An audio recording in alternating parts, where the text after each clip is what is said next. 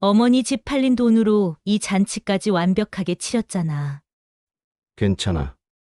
어머니는 우리가 잘 모실 거니까 상관없어. 어머니 집값이 생각보다 많이 나왔네. 김정숙의 손에서 술잔이 떨어질 뻔했습니다. 내 집을 팔아서 잔치장으로 돌아온 김정숙. 어머니, 칠순을 축하하며 아들 부부는 환하게 웃으며 당당하게 축배를 들었습니다. 김정숙은 홀로 식탁 끝에서 떨리며 술잔을 내려놓았습니다. 하지만 그들은 아직 몰랐습니다. 진짜 게임이 이제 시작이라는 걸 말입니다. 시청하시기 전에 저희 채널이 처음이시라면 무료인 구독과 좋아요 부탁드립니다. 그리고 지금 어디서 이 이야기를 듣고 계신지 궁금합니다. 댓글로 안부 인사와 함께 알려주세요. 그럼 이제 시작하겠습니다. 칠순을 앞둔 김정숙은 새벽 5시에 눈을 떴습니다. 50년간 교사 생활을 하며 몸에 밴 습관이었죠. 은퇴한 지 10년이 지났지만 여전히 이른 시간에 일어나는 것은 변하지 않았어요. 조용한 아파트 안에서는 벽시계의 똑딱거리는 소리만이 정막을 깨뜨리고 있었습니다. 김정숙은 천천히 몸을 일으키며 창문을 열었습니다.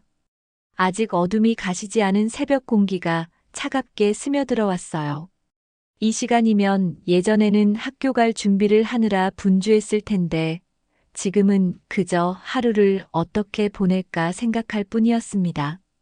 부엌으로 향해 따뜻한 차를 우리며 김정숙은 깊은 한숨을 내쉬었어요.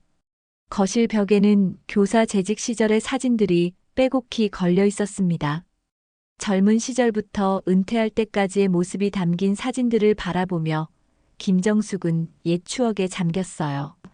수많은 제자들과 함께했던 순간들, 운동회며 학예회 같은 행사들, 그리고 아이들이 성장해가는 모습을 지켜보던 보람찬 나날들이 머릿속을 스쳐 지나갔습니다.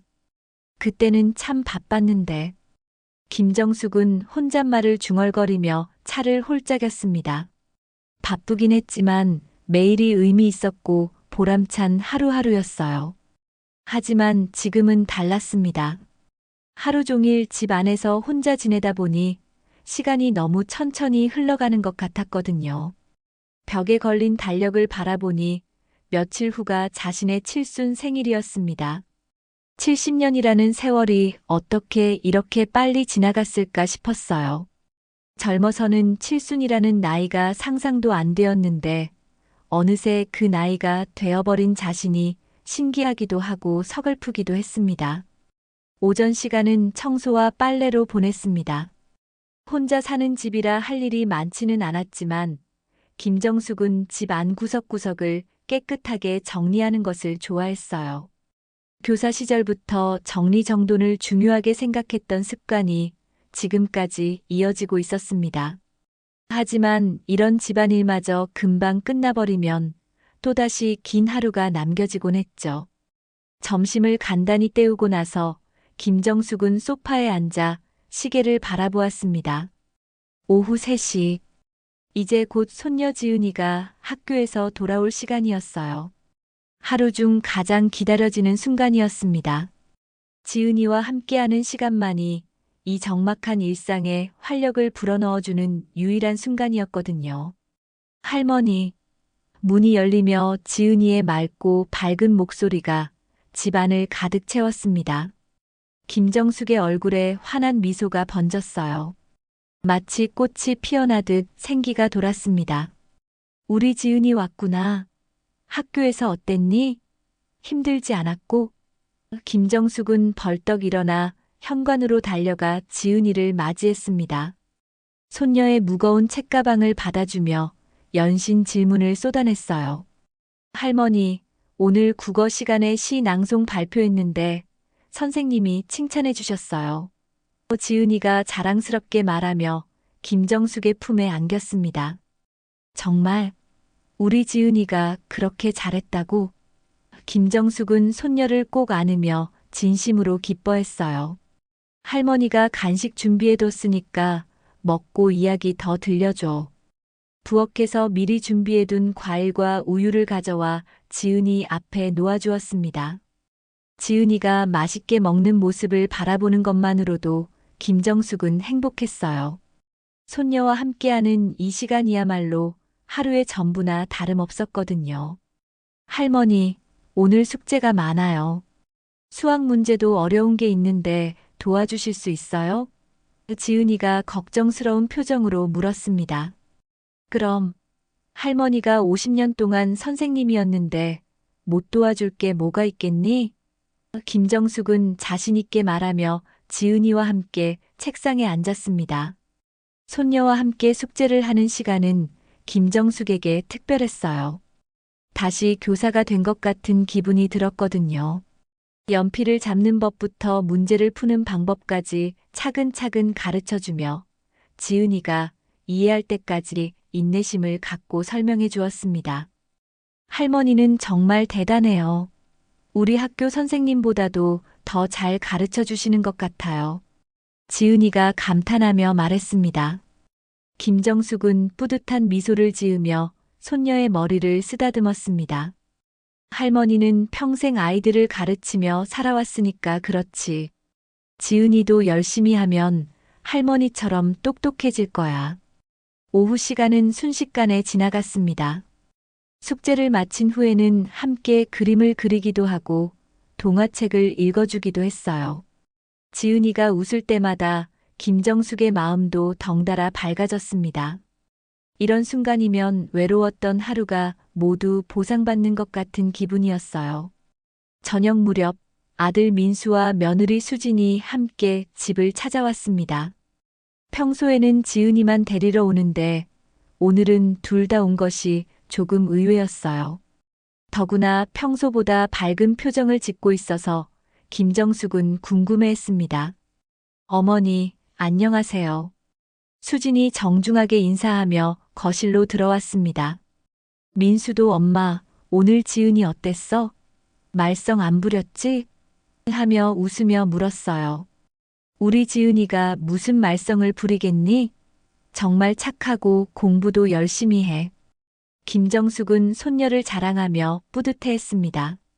민수와 수진이 서로 눈빛을 주고받더니 민수가 조심스럽게 입을 열었습니다. 엄마, 사실 저희가 오늘 함께 온 건 말씀드릴 게 있어서예요. 뭔데? 김정숙이 궁금한 표정으로 아들을 바라보았습니다. 아들 부부의 표정이 평소와 달라 보여서 뭔가 중요한 이야기인 것 같았어요. 며칠 후가 어머니 칠순 생신이시잖아요. 민수의 말에 김정숙은 고개를 끄덕였습니다. 저희가 잔치를 준비하려고 해요. 잔치? 김정숙의 눈이 동그래졌습니다. 전혀 예상하지 못한 이야기였거든요. 그냥 조용히 지나가는 줄 알았는데 수진이 다가와 김정숙의 손을 잡으며 말했습니다. 어머니, 칠순이면 정말 큰 생신이에요. 호텔에서 제대로 된 잔치를 열어드리고 싶어요. 친척분들도 모시고 어머니께서 가르치셨던 제자분들도 몇 분 초대해서 성대하게 하려고요. 김정숙은 잠시 말문이 막혔습니다. 평생 검소하게 살아온 터라 호텔에서 잔치라는 것 자체가 부담스럽기도 했지만 동시에 자식들이 자신을 위해 이런 큰일을 준비한다는 사실에 마음이 뭉클해졌어요. 그런데 비용이 만만치 않을 텐데 너희가 무리하지 않아도 돼. 김정숙이 걱정스럽게 말했습니다. 어머니, 걱정 마세요. 저희가 다 준비했으니까 신경 쓰지 마시고 그냥 예쁘게 차려입고 오시기만 하면 돼요. 민수가 자신 있게 말했습니다. 어머니께서 평생 남을 위해 사셨는데 이번에는 저희가 어머니를 위해 뭔가 해드리고 싶거든요. 김정숙은 자식들의 진심 어린 표정을 바라보며 가슴이 따뜻해졌습니다. 손녀를 돌보는 것 외에는 별다른 낙이 없던 일상에 이런 특별한 일이 생기다니 정말 뜻밖이었어요. 그날 밤 김정숙은 침실에서 오랫동안 잠들지 못했습니다. 창밖으로 보이는 달빛을 바라보며 지난 70년의 세월을 되돌아보았어요. 젊은 시절 교사로서 치열하게 살아온 나날들, 아들을 키우며 고생했던 순간들, 그리고 지금은 손녀를 돌보는 것이 유일한 낙이 된 현재까지 모든 것이 주마등처럼 스쳐 지나갔습니다. 김정숙은 작은 미소를 지으며 중얼거렸습니다. 그래, 자식들이 나 챙기는구나. 내가 잘 살아온 거겠지. 칠순잔치를 해주다니. 오랜만에 느끼는 설렘과 기대감에 가슴이 두근거렸어요. 외롭고 적막했던 일상에 작은 희망이 생긴 것 같았습니다. 칠순 생일 당일, 김정숙은 평소보다 일찍 잠에서 깼습니다. 가슴 한편이 설레고 떨렸어요. 70년을 살아오면서 이렇게 큰 잔치를 해본 적이 없었거든요. 거울 앞에 서서 차려입을 한복을 바라보니 마음이 두근거렸습니다. 수진이 며칠 전에 사다 준 고급스러운 분홍색 한복이었어요. 오늘은 정말 특별한 날이구나. 김정숙은 혼잣말을 하며 정성스럽게 화장을 했습니다. 오랜만에 외출용 화장을 하니 거울 속 자신의 모습이 한결 젊어 보였어요. 한복을 입고 머리를 단정히 빗어 올리니 마치 젊은 시절로 돌아간 것 같았습니다. 오전 10시 민수가 차로 데리러 왔습니다. 엄마, 정말 예뻐요. 오늘 주인공다워 보이시네요. 민수가 환하게 웃으며 말했어요. 괜찮니? 너무 차려입은 건 아니고. 김정숙은 살짝 쑥스러워하며 물었습니다. 전혀요. 오늘은 어머니가 주인공이시니까 이 정도는 당연하죠. 민수는 어머니의 팔을 부축하며 차로 안내했습니다. 호텔로 가는 길에 김정숙은 창밖 풍경을 바라보며 감회에 젖었어요. 평생 이런 호화로운 잔치를 해볼 줄은 꿈에도 생각하지 못했거든요. 자식들이 이렇게까지 해주다니 마음이 벅찼습니다. 호텔에 도착하자 김정숙은 깜짝 놀랐습니다. 로비부터 화려하게 장식되어 있었고 안내 데스크에는 김정숙 선생님 칠순 잔치라고 적힌 현수막이 걸려 있었어요. 생각보다 훨씬 큰 규모였습니다. 어머니, 이쪽으로 오세요. 수진이 나타나 김정숙을 안내했습니다. 수진도 고급스러운 원피스를 차려입고 있었어요. 친척분들과 제자분들이 벌써 많이 오셨거든요. 연회장 문이 열리자 축하합니다 하는 박수 소리가 터져 나왔습니다. 김정숙은 깜짝 놀라며 주위를 둘러보았어요. 정말 많은 사람들이 와 있었습니다. 오래전 제자들, 친척들, 그리고 동네 지인들까지 모두가 환한 미소로 자신을 바라보고 있었어요. 선생님, 정말 오랜만이에요. 칠순 축하드려요. 아직도 젊으시네요. 사방에서 축하 인사가 쏟아졌습니다. 김정숙은 감격스러워서 눈시울이 붉어졌어요. 이렇게 많은 사람들이 자신을 위해 시간을 내어 와줬다는 사실이 믿기지 않았습니다. 주요 테이블에 앉으니 민수가 마이크를 잡고 무대에 올라갔습니다. 오늘 저희 어머니 칠순잔치에 참석해주신 모든 분들께 감사드립니다. 어머니께서는 평생 교육자로 살아오시며 수많은 제자들을 길러내셨고 저희 가족에게는 든든한 버팀목이 되어주셨습니다. 김정숙은 아들의 멘트를 들으며 뭉클해했습니다. 하지만 곧 이상한 기분이 들기 시작했어요. 민수의 말투에 뭔가 어색한 부분이 있었거든요. 마치 준비된 대본을 읽는 것 같았습니다. 잔치가 한창 무르익어갈 무렵 김정숙은 화장실에 가려고 자리를 비웠습니다. 복도를 지나가다가 우연히 민수와 수진이 구석에서 나누는 대화를 들었어요. 여보, 정말 다행이야. 어머니 집 팔린 돈으로 이 잔치까지 완벽하게 치렀잖아. 수진의 목소리였습니다. 김정숙의 발걸음이 멈췄습니다. 무슨 말인지 이해할 수 없었어요. 그러게 말이야. 부동산 중개업소에서 연락 왔을 때 정말 신이 났잖아. 어머니가 모르게 처리해서 다행이고. 민수가 대답했습니다. 그런데 어머니가 나중에 아시면 어떡하지? 아직 말씀 안 드렸잖아. 수진이 걱정스럽게 말했어요. 괜찮아. 이미 계약도 끝났고 어머니는 우리가 잘 모실 거니까 상관없어. 그리고 이 잔치 보시면 기뻐하실 거야. 어머니 집 팔아서 이런 큰 잔치를 해드렸다고 하면 오히려 고마워하실걸. 김정숙은 마치 머리를 둔기로 얻어맞은 것 같았습니다. 온몸에 힘이 빠지며 벽에 기댈 수밖에 없었어요. 내 집을 팔아서? 믿을 수 없었습니다. 자신도 모르는 사이에 집이 팔렸다는 것이 말이 되나요? 그런데 어머니 집값이 생각보다 많이 나왔네. 이 잔치 비용 빼고도 꽤 남았어. 수진이 만족스럽게 말했습니다. 당연하지. 그 동네가 재개발 예정지라서 값이 많이 올랐거든. 어머니는 모르시겠지만 우리는 미리 알고 있었으니까. 민수가 우쭐대며 말했어요. 김정숙은 숨이 막힐 것 같았습니다. 그 집은 단순한 집이 아니었거든요. 남편과 함께 평생 모은 돈으로 마련한 보금자리였고 아들을 키우며 수많은 추억을 쌓은 공간이었어요. 남편이 죽은 후에도 그곳에서 홀로 살아오며 위안을 얻었던 곳이었습니다. 다리가 후들거렸지만 김정숙은 간신히 연회장으로 돌아왔습니다. 하지만 이제 모든 것이 다르게 보였어요. 화려한 장식들, 맛있는 음식들, 그리고 즐거워하는 사람들의 모습이 모두 가짜처럼 느껴졌습니다. 이 모든 것이 자신의 집을 팔아서 마련된 것이라니. 어머니, 어디 다녀오셨어요? 표정이 안 좋아 보이시는데 괜찮으세요? 수진이 다가와 걱정스럽게 물었습니다. 하지만 김정숙에게는 그 걱정도 가식으로 보였어요. 괜찮아.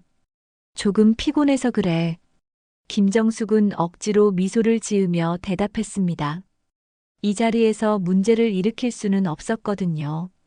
너무 많은 사람들이 자신을 축하하러 와줬는데 그들 앞에서 추태를 보일 수는 없었어요.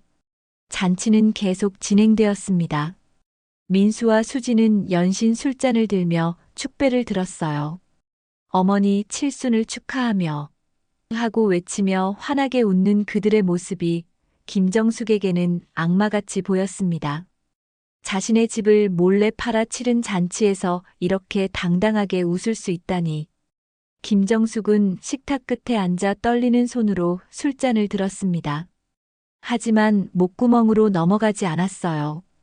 가슴이 너무 답답하고 분노가 치밀어 올랐거든요. 70년을 살아오면서 이런 배신감을 느껴본 적이 없었습니다. 내 집을 팔아서 그 생각이 머릿속에서 맴돌며 떠나지 않았어요. 아들 부부가 얼마나 치밀하게 계획했는지도 충격이었습니다. 재개발 정보까지 미리 알고 있었다니 자신을 완전히 바보 취급했던 거였어요. 잔치가 끝나갈 무렵 하객들이 하나둘 인사를 하며 자리를 떠났습니다. 선생님, 정말 좋은 잔치였어요. 행복하세요. 하며 떠나는 사람들을 바라보며 김정숙은 쓸쓸했습니다. 이들은 진심으로 자신을 축하해줬는데 정작 가장 가까운 가족들이 자신을 속였다는 사실이 더욱 참혹했어요. 연회장이 거의 비워졌을 때 김정숙은 조용히 술잔을 내려놓았습니다.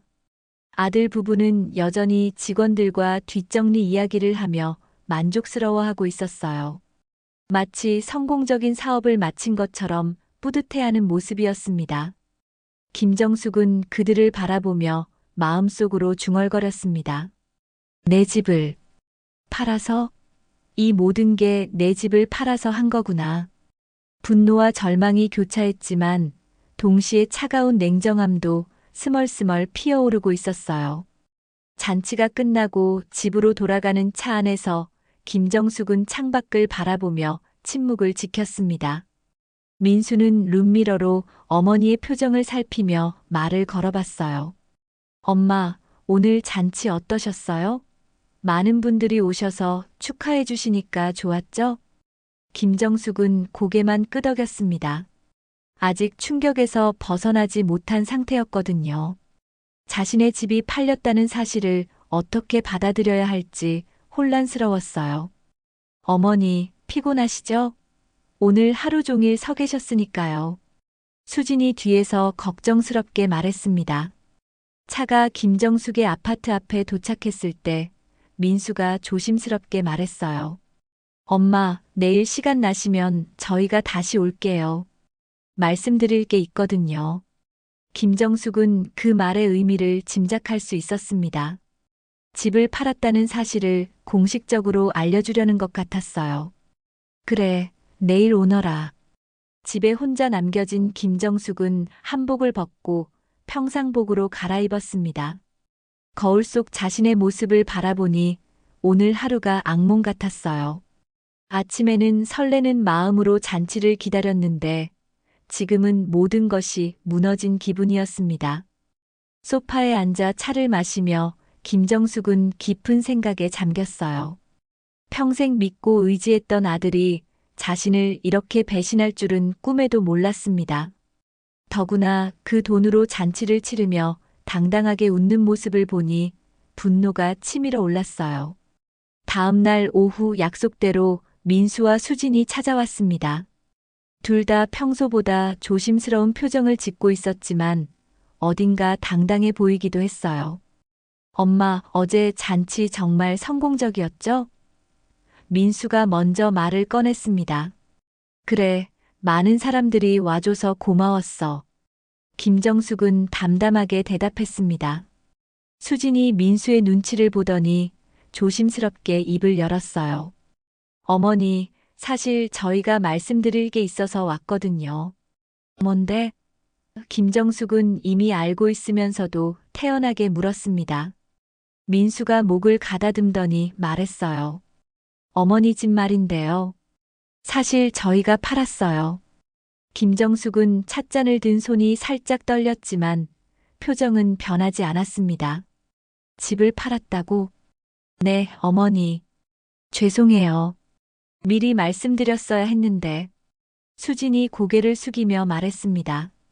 하지만 정말 좋은 조건에 팔렸거든요. 그리고 그 돈으로 어머니 잔치도 제대로 해드릴 수 있었고요.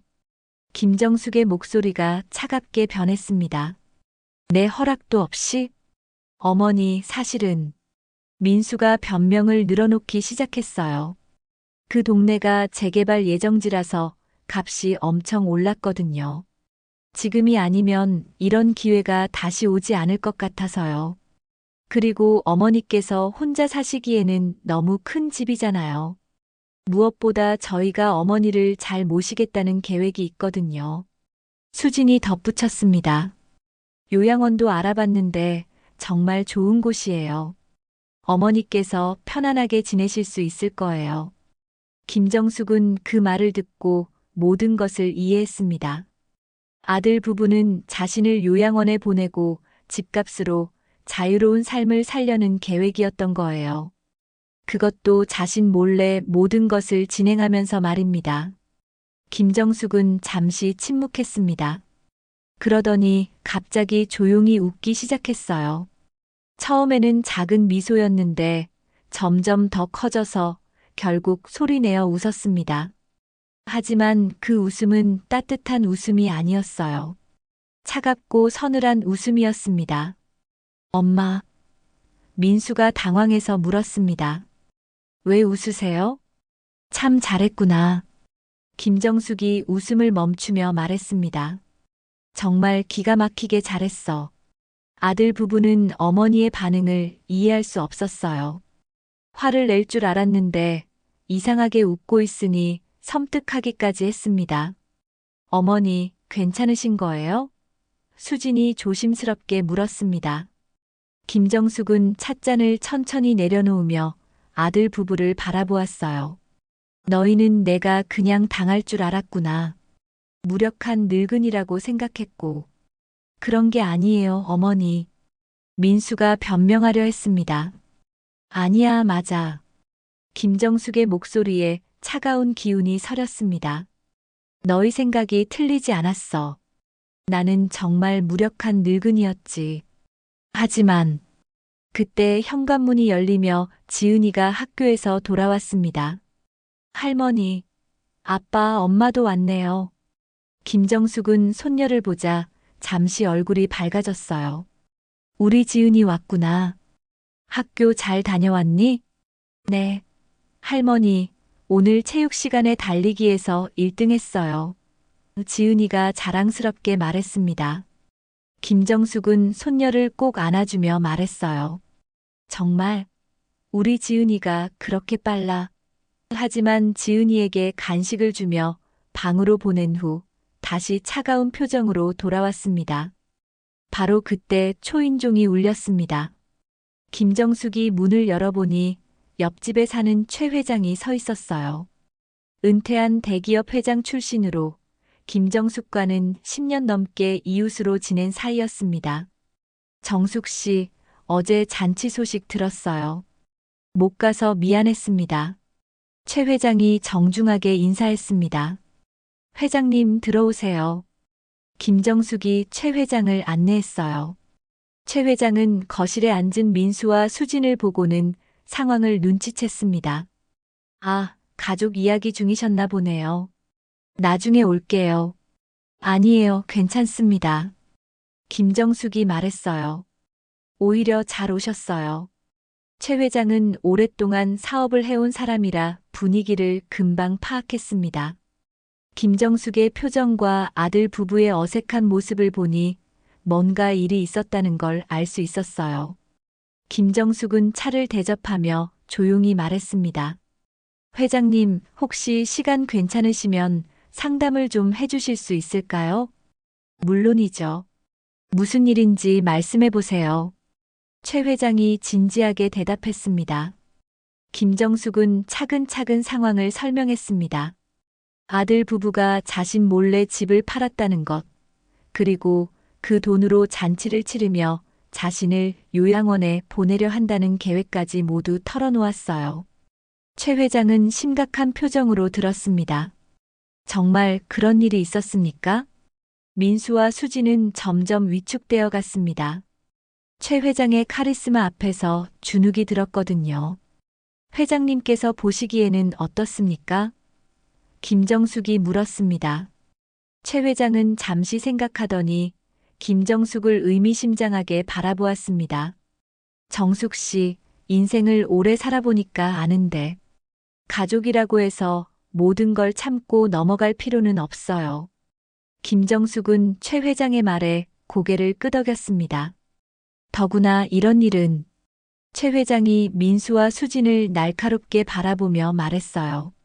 법적으로도 문제가 될 수 있는 일이죠.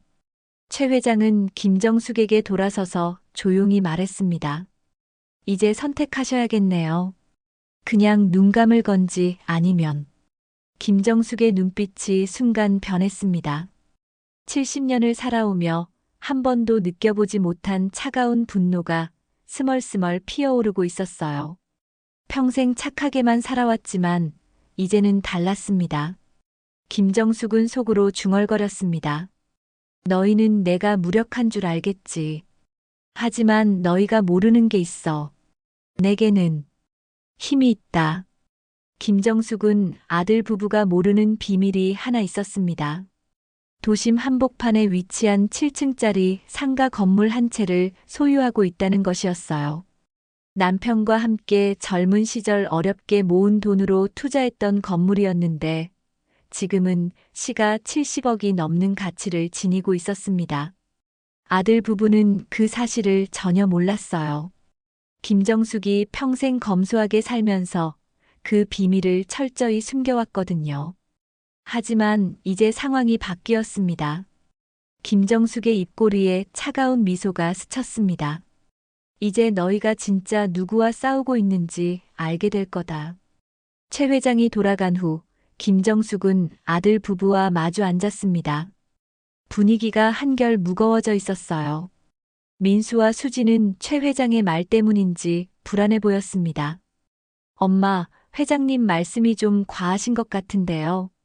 민수가 조심스럽게 말했습니다. 저희가 어머니를 위해서 한 일인데 김정숙은 아들을 조용히 바라보았습니다. 나를 위해서? 네, 어머니. 그 집에서 혼자 사시는 것보다 좋은 요양원에서 편안하게 지내시는 게 낫잖아요. 수진이 덧붙였습니다. 저희도 더 자주 뵈러 갈 수 있고요. 김정숙은 차가운 미소를 지었습니다. 그래, 알겠다. 너희 생각은 잘 알겠어. 그럼 이해해 주시는 거예요? 민수가 안도하며 물었습니다. 물론이지. 자식들이 나를 위해서 한 일이라니 고마워해야겠구나. 김정숙의 말에는 차가운 기운이 서려 있었지만 아들 부부는 그것을 눈치채지 못했어요. 며칠 후 김정숙은 조용히 행동에 나섰습니다.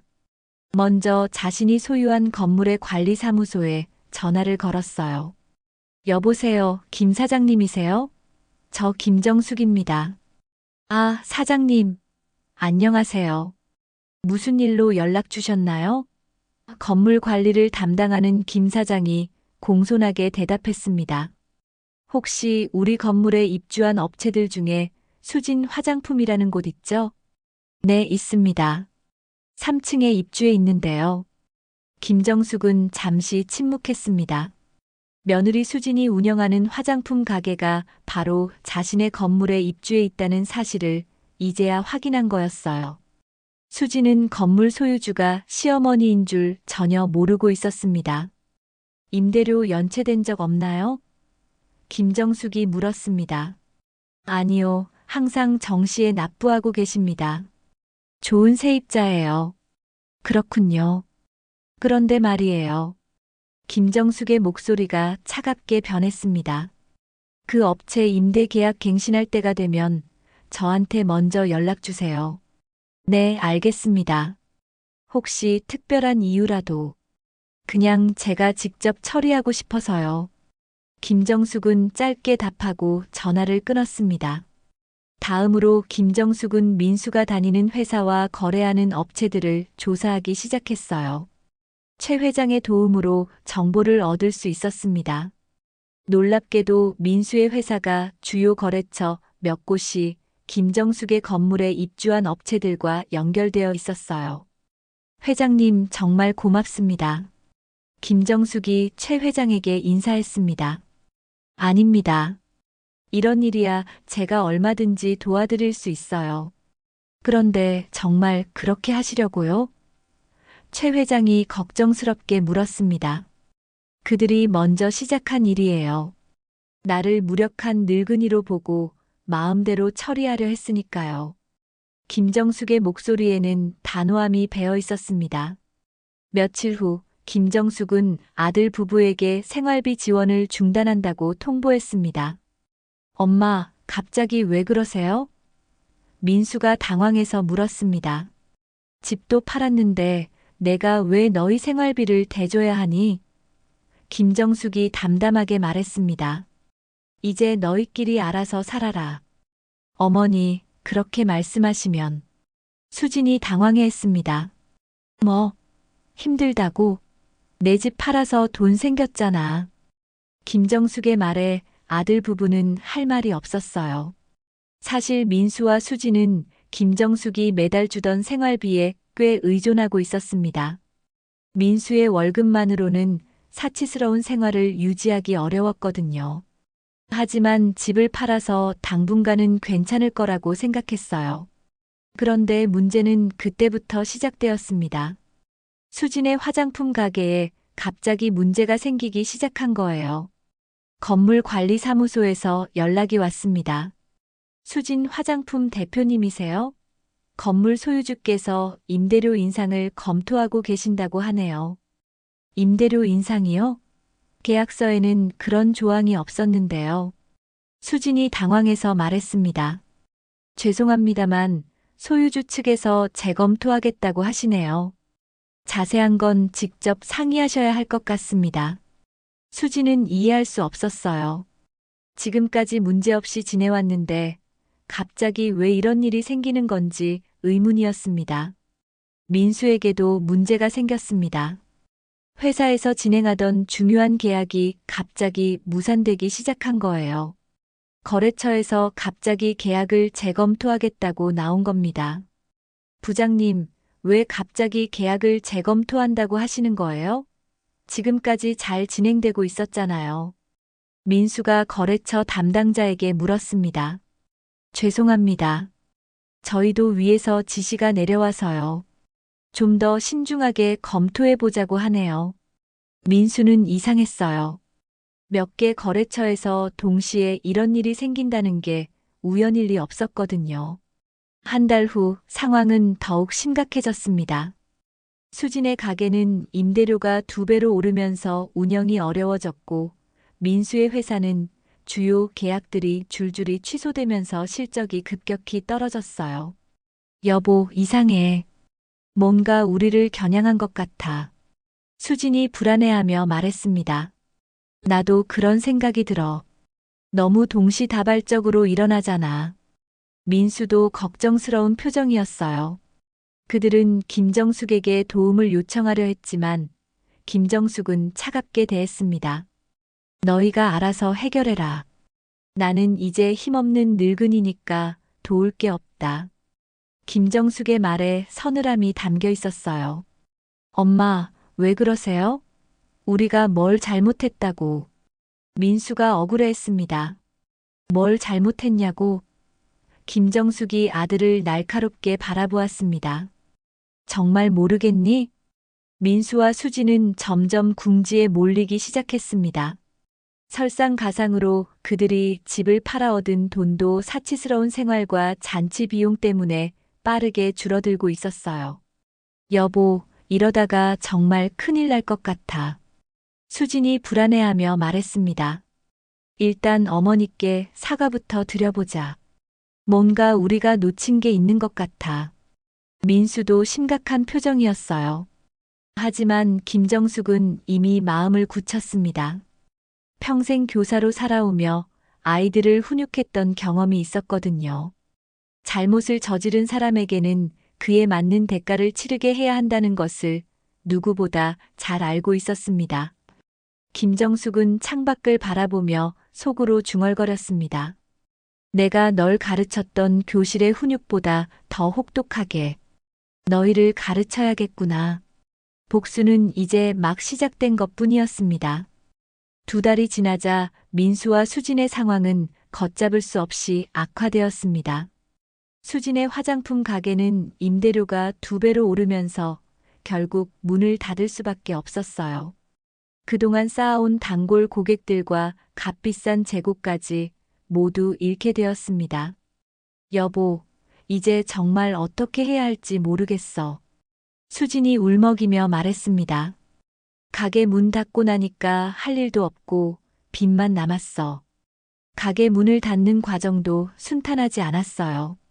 임대료를 제때 내지 못해 연체료까지 물어야 했고 인테리어 보증금도 돌려받지 못했습니다. 설상가상으로 직원들 월급까지 밀려서 수지는 개인적으로 돈을 빌려 처리해야 했어요. 민수의 상황도 마찬가지였습니다. 회사에서 담당하던 주요 프로젝트들이 연이어 무산되면서 상사들의 신뢰를 잃기 시작했어요. 10년 넘게 쌓아온 실적과 인맥이 순식간에 무너져 내렸습니다. 부장님, 정말 이해할 수가 없어요. 왜 갑자기 모든 거래처에서 계약을 취소하는 건가요? 민수가 절규하듯 물었습니다. 민수 씨, 솔직히 말해서 요즘 자네와 관련된 일들이 계속 꼬이고 있어. 회사 차원에서도 자네를 더 이상 중요한 프로젝트에 배치하기 어려운 상황이야. 부장이 난처해하며 답했어요. 민수는 이해할 수 없었습니다. 지금까지 성실하게 일해왔는데 갑자기 모든 것이 꼬이기 시작한 거예요. 동료들도 하나둘 거리를 두기 시작했고 회사 내에서 입지가 점점 좁아지고 있었습니다. 과장님, 이번 달 실적 때문에 월급 삭감은 피할 수 없을 것 같습니다. 인사팀에서 통보해 왔을 때 민수는 정말 절망적이었어요. 승진은커녕 월급까지 깎인다니 어떻게 생활해야 할지 막막했습니다. 더 큰 문제는 돈이었어요. 김정숙의 집을 팔아 얻은 3억 원이 생각보다 빨리 바닥나고 있었습니다. 칠순잔치에만 5천만 원이 들어갔고 그 후로도 사치스러운 생활을 유지하느라 돈이 물쓰듯 나갔거든요. 여보, 이번 달 카드 대금이 800만 원이야. 최소 금액으로만 내도 이자가 장난이 아니야. 수진이 걱정스러운 얼굴로 말했습니다. 민수는 카드 명세서를 보며 한숨을 내쉬었어요. 명품 가방, 비싼 식당 식사, 골프장 회원권까지. 집 한 돈이 있다고 해서 마구 써댄 결과였습니다. 지금 생각해보니 정말 어리석은 짓이었어요. 나도 회사에서 월급 삭감돼서 이제 정말 힘들어. 이러다가 진짜 큰일 날 것 같아. 민수도 절망적인 표정을 지었습니다. 설상가상으로 은행에서 연락이 왔습니다. 김정숙의 집을 담보로 받았던 대출 1억 원을 즉시 상환하라는 통보였어요.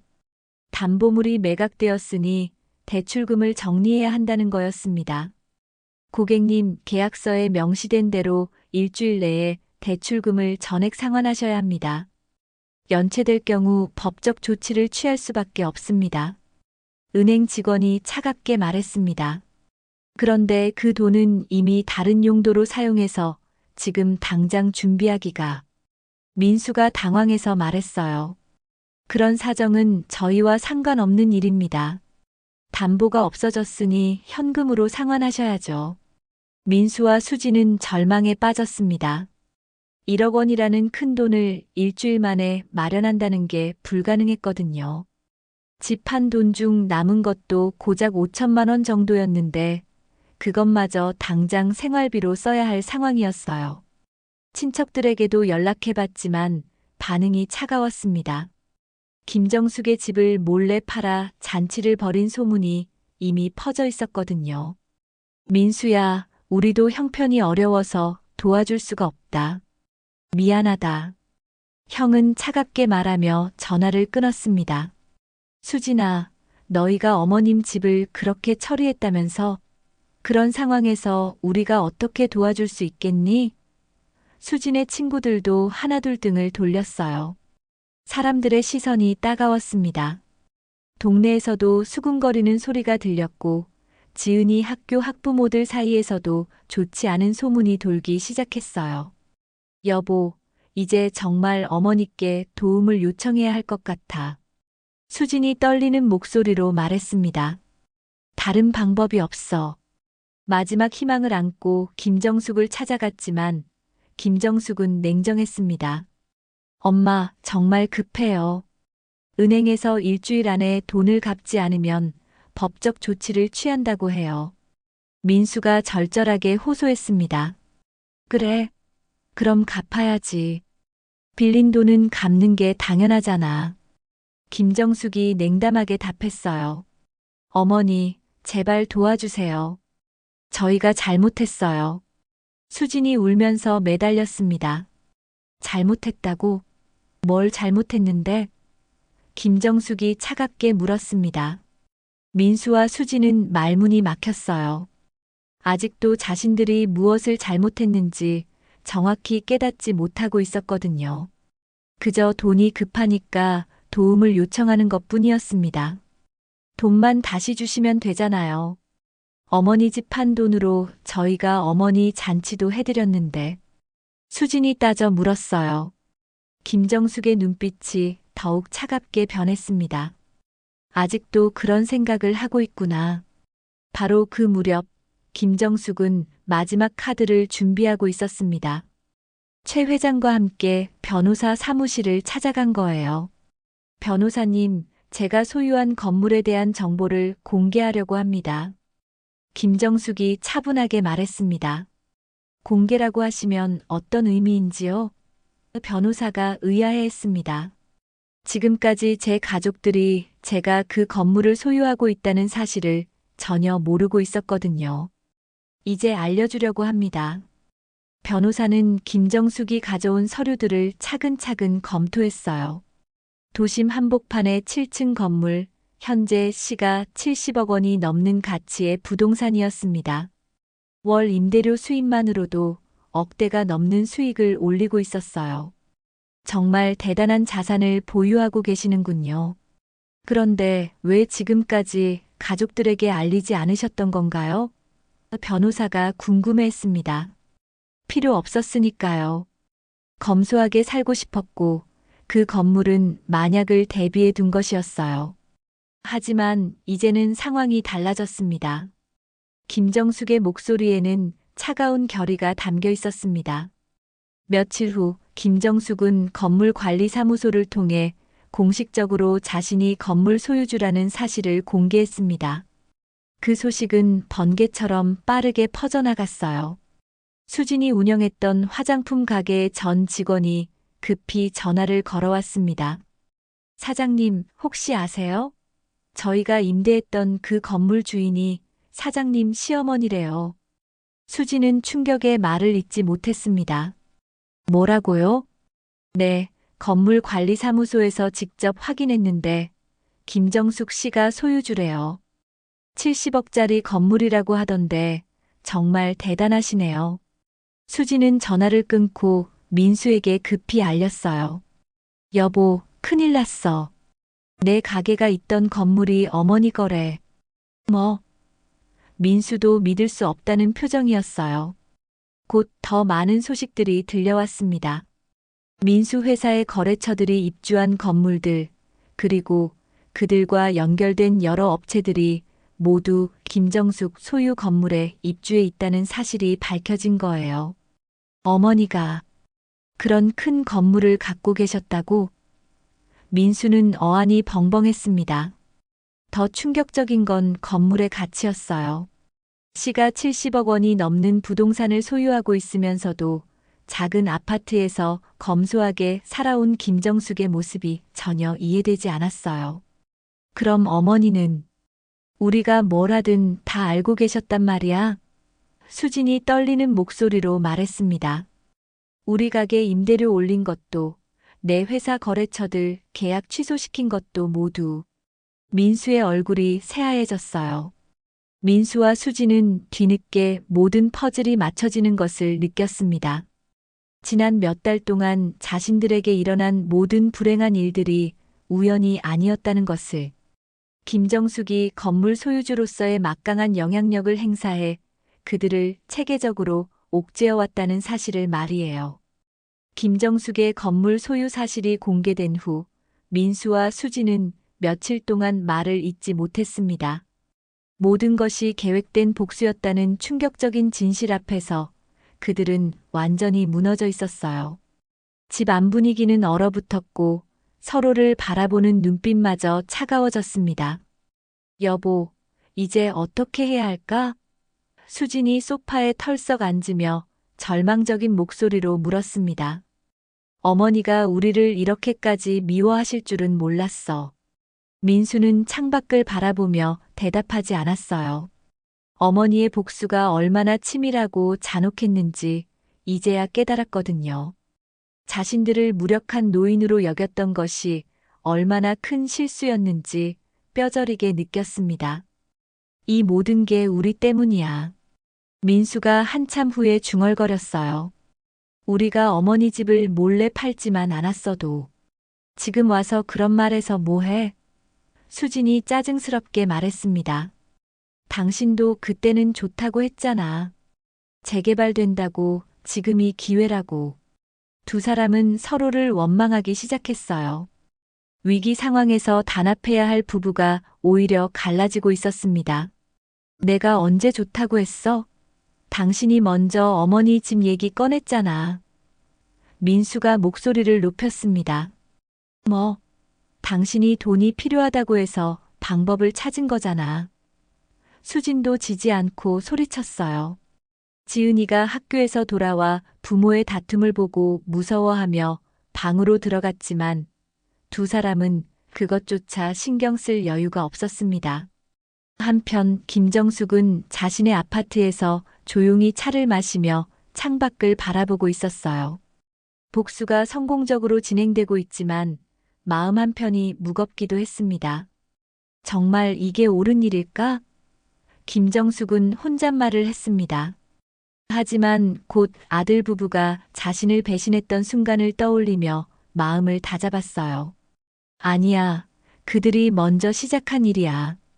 그때 현관문이 열리며 지은이가 들어왔습니다. 평소와 달리 표정이 어두워 보였어요. 할머니, 지은이가 조심스럽게 다가왔습니다. 우리 지은이, 왜 그렇게 기운이 없니? 김정숙은 손녀를 보자 얼굴이 밝아졌지만 지은이의 침울한 표정을 보고 걱정이 되었어요. 아빠랑 엄마가 자꾸 싸워요. 요즘 맨날 큰 소리로 말다툼해서 무서워요. 지은이가 김정숙의 품에 안기며 말했습니다. 김정숙의 가슴이 아팠습니다. 자신의 복수 때문에 무고한 손녀까지 상처받고 있다는 사실이 마음에 걸렸어요. 하지만 동시에 아들 부부에 대한 분노도 더 커졌습니다. 지은아, 할머니가 맛있는 거 해줄게. 걱정하지 마. 김정숙은 손녀를 다독이며 말했지만 속으로는 복잡한 감정이 교차했어요. 다음 날 민수와 수지는 더 이상 버틸 수 없다는 생각에 김정숙을 찾아왔습니다. 이번에는 이전과 달리 진심으로 사과하려는 마음이었어요. 어머니, 저희가 정말 잘못했습니다. 수진이 김정숙 앞에서 고개를 깊이 숙였습니다. 어머니가 왜 이렇게 하시는지 이제 알겠어요. 그래, 뭘 알겠다는 거니? 김정숙이 차갑게 물었습니다. 저희가 어머니를 무시했다는 걸요. 어머니 허락도 없이 집을 팔고 어머니를 요양원에 보내려고 했던 것. 민수가 떨리는 목소리로 말했습니다. 김정숙은 잠시 침묵했습니다. 아들 부부가 드디어 자신들의 잘못을 인정하고 있었지만 아직도 뭔가 부족하다는 생각이 들었어요. 그래서 어떻게 하고 싶다는 거니? 김정숙이 물었습니다. 용서해 주세요. 저희가 다시는 그런 짓 안 할게요. 수진이 눈물을 흘리며 말했습니다. 어머니, 집 판 돈도 다시 돌려드릴게요. 시간이 좀 걸리더라도 반드시. 민수도 간절하게 호소했어요. 하지만 김정숙의 표정은 변하지 않았습니다. 돈을 돌려준다고? 그럼 다시 예전으로 돌아가자는 얘기니? 네, 어머니. 저희가 정말 잘못했어요. 두 사람이 동시에 말했습니다. 김정숙은 고개를 천천히 저었어요. 아니야. 이미 늦었어. 어머니, 제발. 수진이 더 간절하게 애원했지만 김정숙은 단호했습니다. 너희는 아직도 모르는구나. 김정숙이 일어서며 말했어요.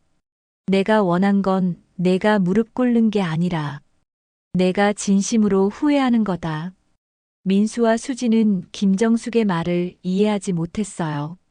이미 충분히 사과하고 후회하고 있는데 뭘 더 원한다는 건지 알 수 없었습니다. 저희가 뭘 더 해야 하는지 모르겠어요. 민수가 절망적으로 말했습니다. 김정숙은 창밖을 바라보며 말했어요. 너희는 내가 힘없는 늙은이라고 생각하고 마음대로 했잖아. 그런데 지금은 내가 건물 소유주라는 걸 알고 나서야 비로소 사과한다고. 두 사람은 말문이 막혔습니다. 김정숙의 지적이 정확했거든요. 처음에 집을 팔았을 때는 어머니가 아무것도 할 수 없을 거라고 생각했어요. 하지만 지금은 어머니의 진짜 힘을 알고 나서 무서워하고 있는 거였습니다. 어머니, 수진이 떨리는 목소리로 말했지만 김정숙은 더 이상 들으려 하지 않았어요. 이제 그만 가거라. 너희와 할 얘기는 없다. 김정숙이 냉정하게 말했습니다. 아들 부부가 떠난 후 김정숙은 혼자 남아 깊은 생각에 잠겼습니다. 복수는 성공적으로 진행되고 있지만 정작 자신이 원했던 건 무엇이었을까 하는 의문이 들었어요. 내가 원했던 건? 김정숙은 중얼거렸습니다. 정말 이런 것이었을까? 하지만 아들 부부의 태도를 보면서 아직도 그들이 진정한 반성을 하지 않고 있다는 걸 느꼈어요. 그들의 사과는 상황이 어려워졌기 때문이지 진심에서 우러나온 것은 아니었습니다. 돈만 다시 주면 된다는 식의 생각을 아직도 하고 있었어요. 자신을 배신하고 무시했던 근본적인 문제에 대한 깨달음은 없었습니다. 김정숙은 지은이의 모습을 떠올렸습니다. 부모의 갈등 때문에 상처받고 있는 손녀를 보며 마음이 아팠지만 그렇다고 해서 복수를 멈출 수는 없었어요. 지은이는 내가 지켜야 한다. 김정숙이 다짐했습니다. 하지만 그 아이 부모들은 아직 충분히 깨닫지 못했어. 창밖으로 석양이 지고 있었습니다. 김정숙은 자신의 복수가 어디까지 갈 것인지, 그리고 정말로 원하는 결과를 얻을 수 있을지 생각해 보았어요. 하지만 아직은 멈출 때가 아니라고 판단했습니다. 아들 부부가 진정으로 자신들의 잘못을 깨닫고 단순히 돈 문제가 아닌 인간적인 배신에 대해 진심으로 반성할 때까지는 복수를 계속해야 한다고 생각했어요. 김정숙은 책상 서랍에서 건물 관련 서류들을 꺼내 보았습니다. 아직 사용하지 않은 카드들이 많이 남아 있었어요. 필요하다면 더 강력한 수단도 사용할 준비가 되어 있었습니다. 너희가 진심으로 뉘우칠 때까지. 김정숙의 눈빛에는 여전히 차가운 결의가 서려 있었습니다. 김정숙의 냉정한 거절을 당한 후 민수와 수진의 상황은 더욱 절망적으로 치달았습니다. 은행에서는 매일같이 독촉 전화가 걸려왔고 신용카드 회사들도 연체료와 이자로 빚이 눈덩이처럼 불어나고 있었어요. 더 이상 버틸 수 있는 한계점에 도달한 상황이었습니다. 여보, 이제 정말 끝인 것 같아. 수진이 고지서들을 손에 들고 절망적으로 말했습니다. 신용불량자 통보까지 왔어. 민수는 소파에 털썩 앉아 머리를 감싸쥐었어요. 회사에서도 더 이상 못 버티겠다고 하네. 실적 부진으로 해고 통보받을 것 같아. 그들이 마지막 희망으로 여겼던 친구들과 지인들마저 모두 등을 돌린 상태였습니다. 김정숙의 집을 몰래 팔았다는 소문이 퍼지면서 사람들의 시선이 차가워졌거든요. 민수야, 우리도 도와주고 싶지만 요즘 경기가 어려워서. 절친했던 친구마저 차갑게 거절했어요. 일주일 후 결정적인 순간이 왔습니다. 김정숙이 민수와 수진을 자신이 소유한 건물 사무실로 부른 거예요. 평소와 달리 정식으로 연락해서 오라고 했습니다. 어머니가 왜 갑자기 건물 사무실로 오라고 하셨을까? 수진이 불안해하며 물었습니다. 모르겠어. 하지만 뭔가 중요한 얘기가 있는 것 같아. 민수도 긴장한 표정이었어요. 건물에 도착했을 때 민수와 수진은 깜짝 놀랐습니다. 사무실 앞에 낯선 사람들이 서 있었거든요. 정장을 입은 사람들의 표정이 심상치 않아 보였어요. 혹시 민수 씨, 수진 씨 맞나요? 그중 한 명이 다가와 물었습니다. 네, 그런데 누구시죠? 민수가 당황해서 대답했습니다. 저희는 채권 추심 업체에서 나왔습니다. 연체된 대출금과 카드 빚 때문에 법적 조치를 진행하려고 합니다. 민수와 수진의 얼굴이 새하얘졌어요. 설상가상으로 또 다른 사람이 나타났습니다. 안녕하세요. 저는 국세청 체납 처분팀입니다. 밀린 세금 때문에 재산 압류 영장을 가지고 왔습니다. 상황이 점점 심각해지고 있었어요. 그들이 처한 모든 문제가 한꺼번에 터져 나오고 있었습니다. 바로 그때 김정숙이 나타났습니다. 평소와 달리 정장을 입고 있었고 최 회장과 변호사도 함께 있었어요. 김정숙의 모습에서는 더 이상 자상한 어머니의 모습을 찾아볼 수 없었습니다. 어머니, 민수가 떨리는 목소리로 불렀습니다. 김정숙은 아들을 차갑게 바라보며 말했어요. 이제 모든 게 끝났구나. 어머니, 무슨 뜻이세요? 수진이 불안해하며 물었습니다. 너희가 지금까지 어떻게 살아왔는지, 그리고 나를 어떻게 대했는지 모든 사람들이 알게 되는 순간이야. 김정숙의 목소리에는 차가운 분노가 서려 있었어요. 채권 추심업체 직원이 서류를 꺼내며 말했습니다. 현재 연체 원금과 이자를 합쳐 총 3억 5천만 원을 즉시 변제하셔야 합니다. 불가능할 경우 법적 절차에 따라 강제 집행에 들어갑니다. 국세청 직원도 덧붙였어요. 밀린 세금과 가산세 포함해서 8천만 원을 납부하지 않으시면 재산 압류를 진행하겠습니다. 민수와 수지는 완전히 궁지에 몰렸습니다. 4억이 넘는 돈을 당장 마련할 방법이 전혀 없었거든요. 어머니, 제발 도와주세요. 민수가 김정숙 앞에 무릎을 꿇으며 절규했습니다. 수진도 따라서 무릎을 꿇었어요. 어머니, 저희가 정말 잘못했어요. 용서해 주세요. 하지만 김정숙의 표정은 변하지 않았습니다. 오히려 더욱 차가워 보였어요. 지금 무릎 꿇는다고 해결될 일이니? 김정숙이 냉정하게 말했습니다. 너희가 내 집을 팔 때는 이런 날이 올 줄 몰랐겠지? 어머니, 정말 죄송해요. 다시는 그런 짓 안 할게요. 민수가 눈물을 흘리며 애원했습니다. 엄마, 잘못했어. 용서해줘. 민수는 어린아이처럼 울부짖었어요. 70년을 살아온 어머니 앞에서 40대 중년 남성이 완전히 무너진 모습이었습니다. 수진도 더 이상 체면을 차릴 여유가 없었어요. 다시 기회 주세요. 저희가 어머니 집 판 돈 갚을게요. 이자까지 다 쳐서 갚을게요. 두 사람의 절규와 오열이 사무실을 가득 채웠습니다. 하지만 김정숙은 조금도 흔들리지 않았어요. 오히려 그들을 내려다보며 차갑게 웃었습니다. 이제야 무릎을 꿇는구나. 김정숙의 목소리에는 차가운 만족감이 담겨 있었어요. 내가 무력한 늙은이라고 생각했을 때는 언제고 지금은 이렇게 빌고 있네. 어머니, 제발. 수진이 더욱 간절하게 매달렸지만 김정숙은 돌아섰습니다. 너희가 지금 느끼는 절망감, 그게 바로 내가 느꼈던 거야. 김정숙이 뒤도 돌아보지 않고 말했어요. 너희 멋대로 내 집을 팔고 나를 요양원에 보내려고 했을 때 내 기분이 어땠는지 이제 알겠지? 최 회장이 김정숙 옆에서 조용히 말했습니다. 정숙 씨, 이제 충분한 것 같은데. 하지만 김정숙은 고개를 저었어요. 아직 부족해요. 저들은 아직도 진정으로 뉘우치지 않았어요. 변호사가 서류를 정리하며 말했습니다.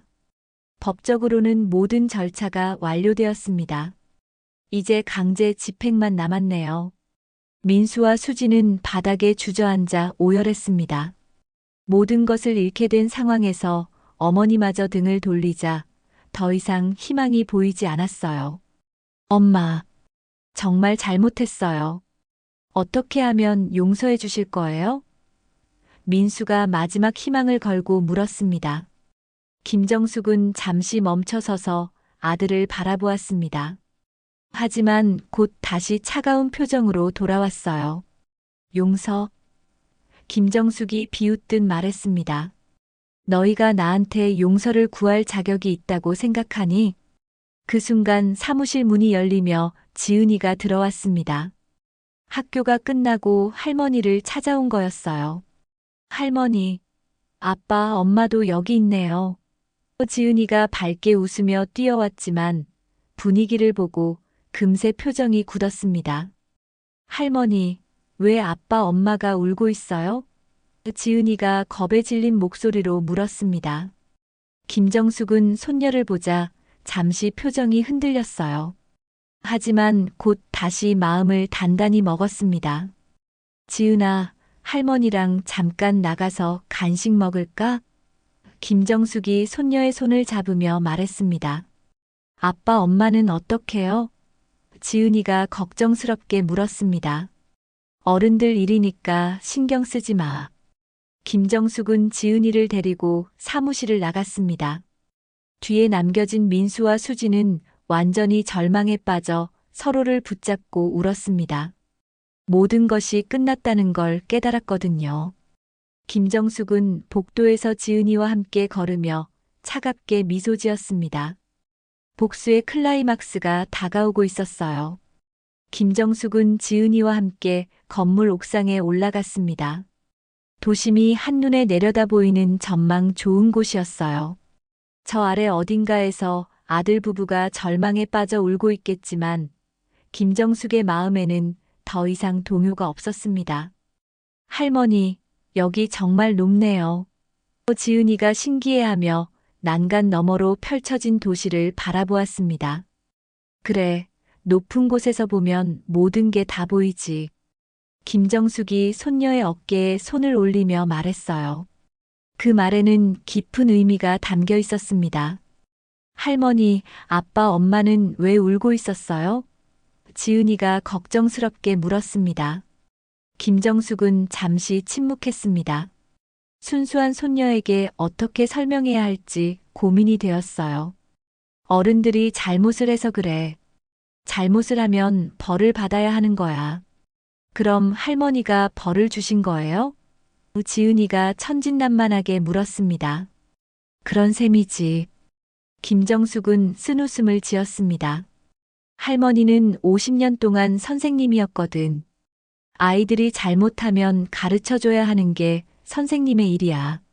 지은이는 완전히 이해하지는 못했지만 고개를 끄덕였어요.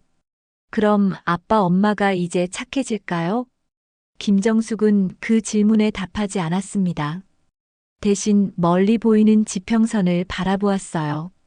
복수는 완성되었지만 과연 이것이 자신이 원했던 결과일까 하는 의문이 들었습니다. 1시간 후 김정숙과 지은이가 사무실로 돌아왔을 때 민수와 수지는 여전히 바닥에 앉아 있었습니다. 눈물은 이미 다 말랐지만 절망에 빠진 표정은 그대로였어요. 어머니, 민수가 김정숙을 보자 다시 일어나 무릎을 꿇었습니다. 정말 마지막으로 한 번만 더 기회를 주세요.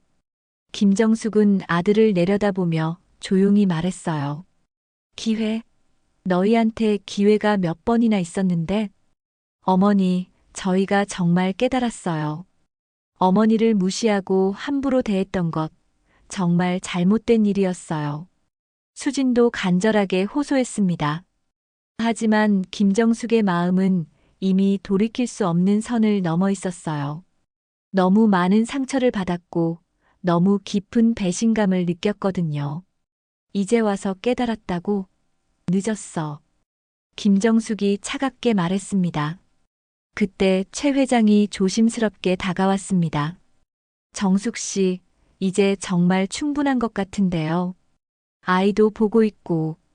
김정숙은 최 회장의 말에 잠시 생각해 보더니 결심을 굳혔습니다. 아니에요. 아직 끝나지 않았어요. 김정숙은 지은이를 바라보며 말했어요. 지은아, 할머니가 중요한 이야기를 할 테니까 잘 들어. 네, 할머니. 지은이가 고개를 끄덕였습니다. 너 부모는 할머니를 속이고 나쁜 짓을 했어. 그래서 이제 할머니가 지은이를 키울 거야. 김정숙의 말에 모든 사람들이 놀랐어요. 어머니, 그게 무슨 말씀이세요? 민수가 당황해서 물었습니다. 지은이 양육권을 내가 가져갈 거야. 너희 같은 부모 밑에서 자라면 이 아이도 망가질 테니까. 김정숙이 단호하게 말했습니다. 수진이 발작하듯 소리쳤어요. 어머니, 아무리 그래도 지은이까지 빼앗아 가시면 안 돼요. 빼앗아 간다고? 김정숙이 냉소하며 말했습니다. 너희가 나한테서 집을 빼앗아 갔을 때는 언제고? 할머니, 저는 엄마 아빠랑 같이 살고 싶어요. 지은이가 눈물을 글썽이며 말했습니다. 김정숙은 손녀의 말에 잠시 마음이 흔들렸어요. 하지만 곧 다시 마음을 굳혔습니다. 지은아, 할머니가 너를 더 잘 키워줄 수 있어. 부모가 이런 사람들이면 안 되거든. 민수와 수지는 완전히 절망에 빠졌습니다. 돈도 잃고 집도 잃고 이제 딸까지 빼앗길 상황이 되었어요. 엄마, 제발. 지은이만은 민수가 목이 메어 말을 잇지 못했습니다. 김정숙은 창밖을 바라보며 최종 결정을 내렸습니다. 나는 너희를 용서하지 않을 거야. 평생 용서하지 않을 거다. 어머니. 수진이 울부짖었지만 김정숙은 돌아보지도 않았어요. 하지만 지은이는 지켜주겠다. 너희가 망쳐놓은 이 아이의 인생만은 내가 바로잡아주겠어. 김정숙의 목소리에는 냉정한 결의가 담겨 있었습니다. 그날 밤 김정숙은 혼자 건물 옥상에 다시 올라왔습니다. 도시의 불빛들이 별처럼 반짝이고 있었어요. 복수는 완성되었지만 마음 한편이 공허했습니다. 정말 이게 내가 원했던 것일까? 김정숙은 혼잣말을 했습니다. 하지만 곧 아들 부부가 자신을 배신했던 순간을 떠올리며 마음을 다잡았어요. 그들은 자신을 무력한 노인으로 여기고 마음대로 처리하려 했었거든요. 김정숙은 주머니에서 휴대폰을 꺼내 변호사에게 전화를 걸었습니다. 변호사님, 지은이 양육권 관련해서 법적 절차 진행해 주세요. 알겠습니다. 그런데 정말 괜찮으시겠어요? 가족 간의 일이라. 괜찮아요. 이미 결정한 일이에요. 김정숙이 단호하게 말했습니다. 전화를 끊고 난 후 김정숙은 다시 야경을 바라보았습니다. 70년을 살아오며 이런 복수를 해본 것은 처음이었어요. 평생 착하게만 살아왔는데 이제는 완전히 다른 사람이 된 기분이었습니다. 내가 가르친 건 단지 글과 수학이 아니었지. 김정숙이 속삭였습니다. 인생의 대가란 걸 이제야 알았겠구나. 바람이 불어와 김정숙의 머리카락을 흩날렸습니다. 복수의 여운이 아직 남아 있었지만 동시에 새로운 시작에 대한 기대도 있었어요. 지은이를 제대로 키워서 올바른 사람으로 만들겠다는 다짐을 하며 김정숙은 천천히 옥상을 내려갔습니다. 잔혹했지만 통쾌한 복수가 끝나고 이제는 진정한 평온을 찾을 때였어요. 며칠 후 민수와 수지는 모든 것을 정리하고 작은 원룸으로 이사했습니다. 빚더미에 앉아 최소한의 생활만 유지할 수 있었어요. 하지만 가장 큰 상실은 딸을 잃은 것이었습니다. 김정숙은 지은이와 함께 새로운 일상을 시작했습니다. 손녀에게는 최고의 교육을 시켜주고 올바른 가치관을 심어주려고 노력했어요. 할머니, 언제 엄마 아빠를 볼 수 있어요? 지은이가 가끔 물었지만 김정숙은 나중에라고만 답했습니다.